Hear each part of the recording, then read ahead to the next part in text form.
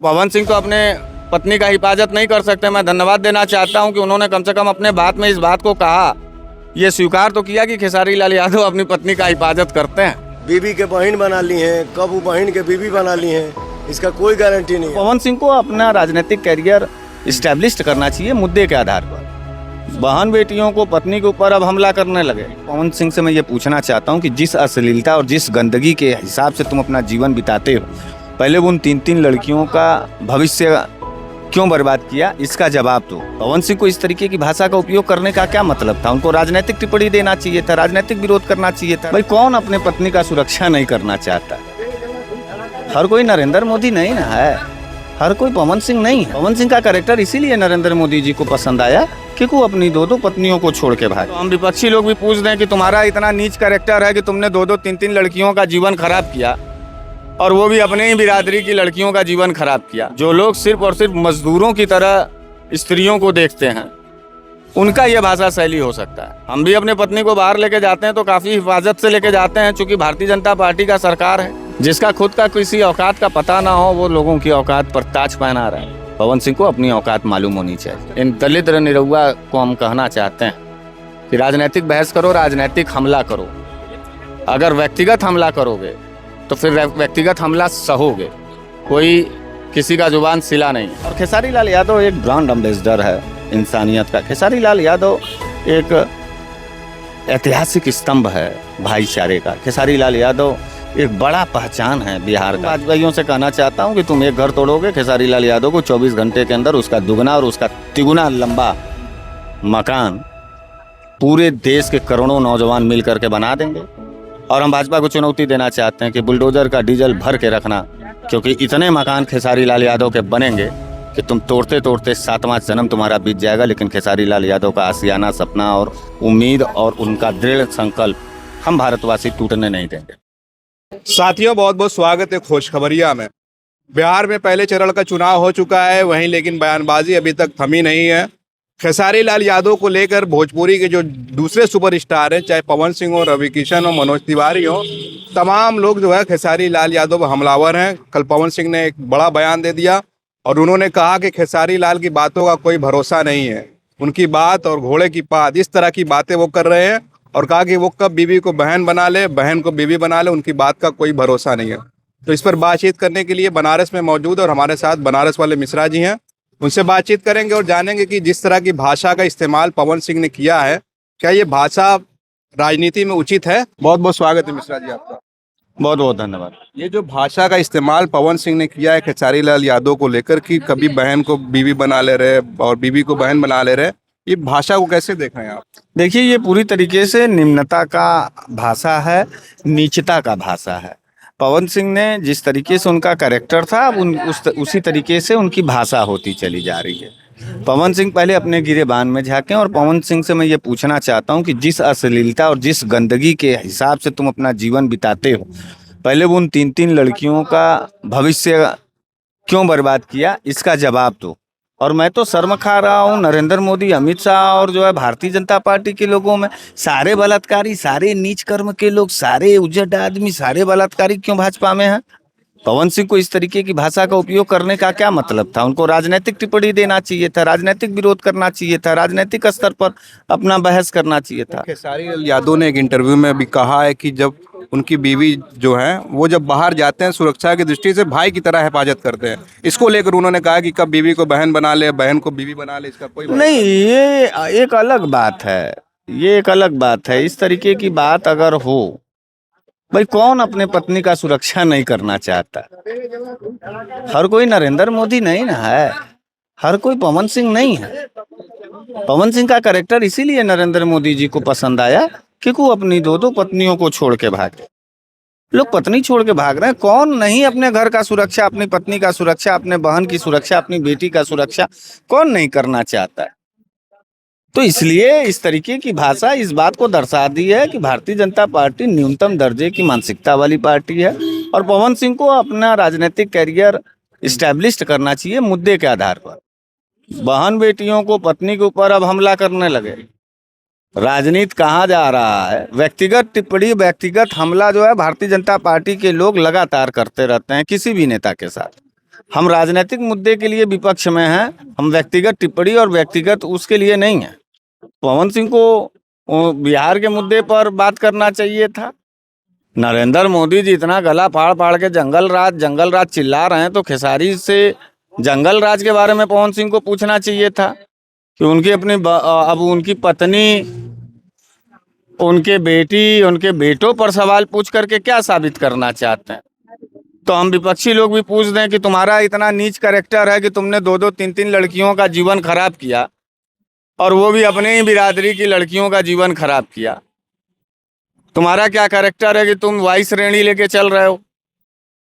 तो जो लोग अपने घर में अपनी बहन, अपनी बेटी, अपनी पत्नी का इज्जत नहीं करते, जो लोग सिर्फ और सिर्फ मजदूरों की तरह स्त्रियों को देखते हैं, उनका ये भाषा शैली हो सकता है।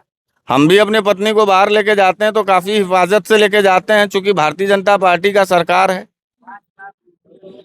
पवन सिंह तो अपने पत्नी का हिफाजत नहीं कर सकते। मैं धन्यवाद देना चाहता हूं कि उन्होंने कम से कम अपने बात में इस बात को कहा, ये स्वीकार तो किया कि खेसारी लाल यादव अपनी पत्नी का हिफाजत करते हैं। और बिहार को अब ऐसे ही नेताओं की ज़रूरत है जो अपनी पत्नी, अपनी बहन, अपने भाई, अपने जमीन, अपने राज्य की सुरक्षा कर सके। ये भी कहा कि खेसारी लाल की बात जो है घोड़े की बात कुछ समझ में नहीं आई, इस तरह की बात कर रहे हैं। अब ऐसे ही लोगों को, पत्रकार अगर तुम भी ऐसे ही उजड्डई और ऐसे ही जो है हवा में बात करोगे तो तुमको भी वाई श्रेणी मिल जाएगा।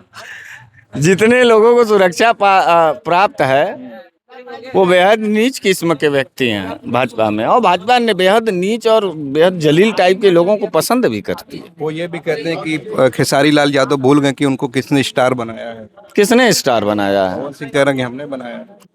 जिसका खुद का किसी औकात का पता ना हो, वो लोगों की औकात पर ताज पहना रहा है।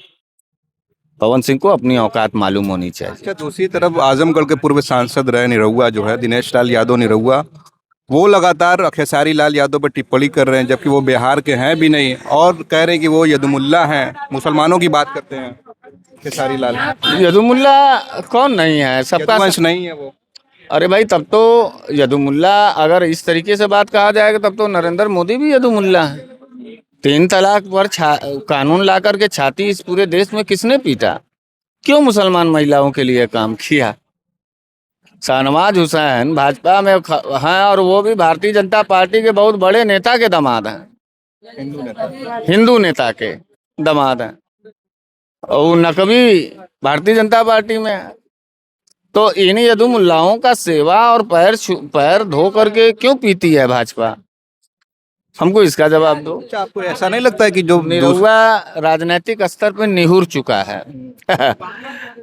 और निरहुआ जो व्यक्ति निरहुआ है, वो राजनीतिक स्तर पर उसके स्वाभिमान को, उसके सम्मान को, उसके आत्मा को भाजपा ने निहुरा दिया है, क्योंकि वो पिछड़ा है। जलन के मारे लोग। और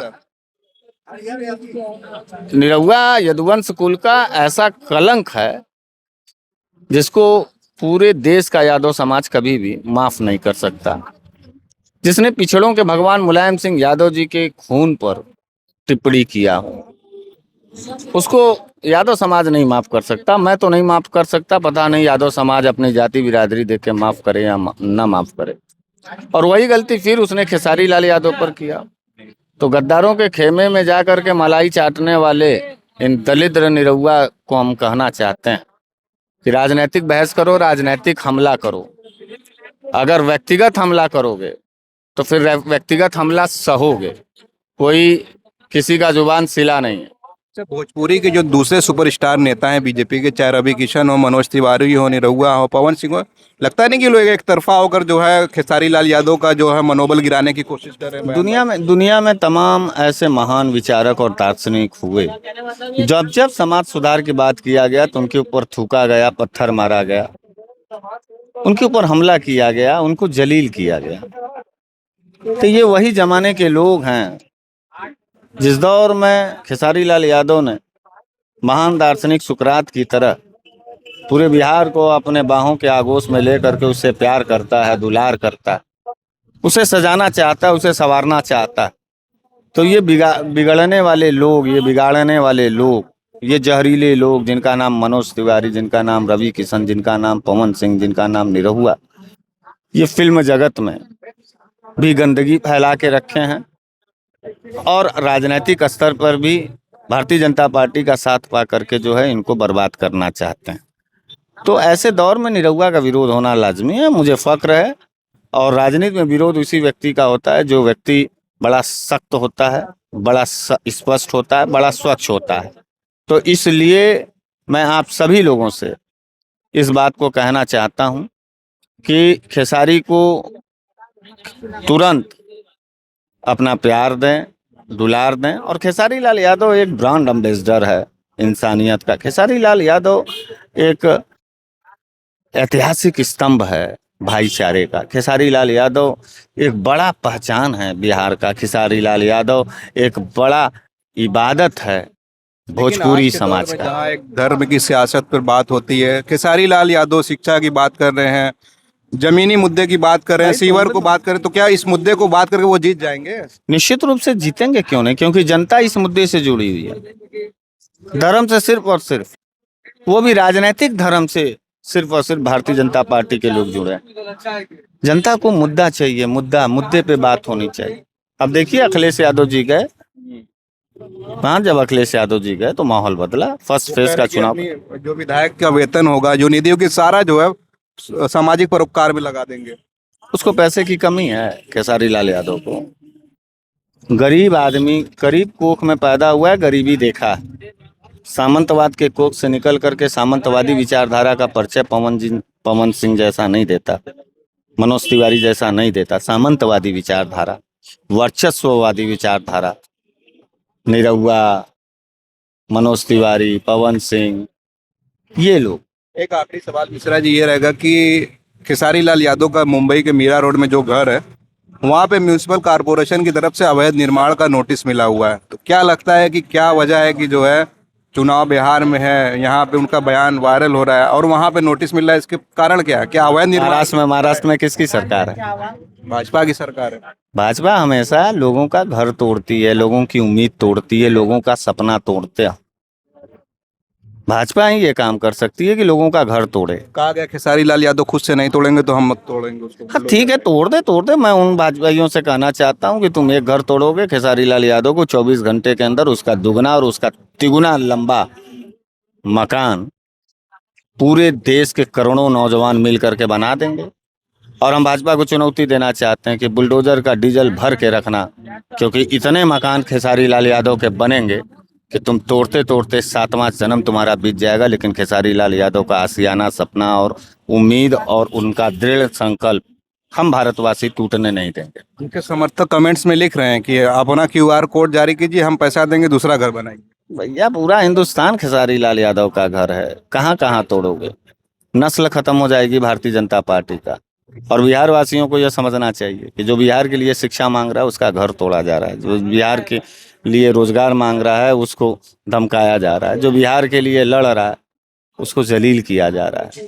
तो बिहार के लोगों का ये स्वाभिमान का परीक्षा है कि भारतीय जनता पार्टी को वहाँ हरा करके अपने स्वाभिमान का परिचय दे बिहार। इसी बात का मेरा अपील। चलिए, बहुत बहुत शुक्रिया हमसे बातचीत करने के लिए। हम बात कर रहे थे बनारस वाले मिश्रा जी से, और खेसारी लाल यादव को लेकर जो बिहार में सियासत तेज है, पवन सिंह जैसे बड़े नेता या बड़े सुपरस्टार कह लीजिए, वो इस तरह की बयानबाजी कर रहे हैं जो निंदनीय बताई जा रही है। आप इसको लेकर क्या सोचते हैं? अपनी राय जरूर कमेंट करें। आप देख रहे थे खोज खबरिया बनारस से, मैं उबैद, बहुत बहुत शुक्रिया।